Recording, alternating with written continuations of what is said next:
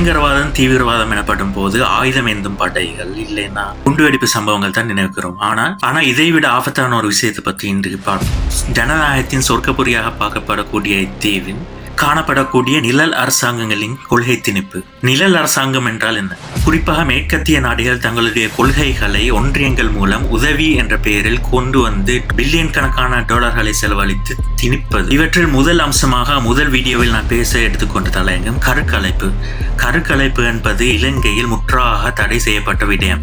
தாயின் உயிருக்கு ஆபத்து இருக்கும் பட்சத்தில் மாத்திரம் கருக்கலைப்பு ஒரு பிசிஷியனின் அட்வைஸ் ஒன்றின் மூலம் மாத்திரம் நடக்கலாம். ஆனால் மேற்கத்திய நாடுகளின் உதவியுடன் அவர்களின் கொள்கை பரப்பலின் வழிகாட்டலில் அவர்களது கொள்கைகளை கொண்டு வந்து இங்கு திணிக்கிறார்கள். அதுக்கு நாங்கள் உதவி செய்கிறோம் என்று பல ஒன்றியங்கள் இன்று வேலை செய்கின்றன. அதில் ஒரு ஒன்றியம் தான் கொழும்பில் அமைந்திருக்கக்கூடிய ஃபேமிலி பிளானிங் அசோசியேஷன்.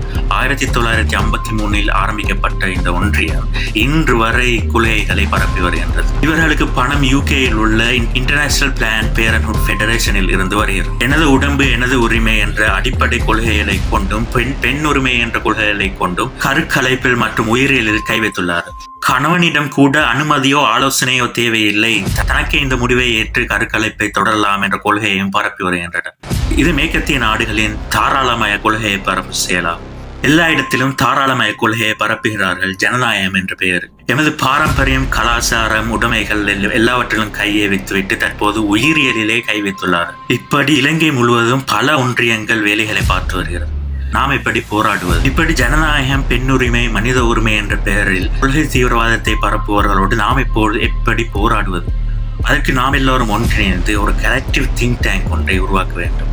அதன் மூலம் அட்வொகசி, பாலிசி மேக்கிங், லாபியிங் போன்ற விடயங்களை கொண்டு இவைகளை எதிர்கொள்ளும். இதை பற்றி பேசவோ உதவி செய்யவோ விரும்பினால் கீழுள்ள லிங்கை தொடர்பு கொள்ளும். buymeacoffee.com/shamlan.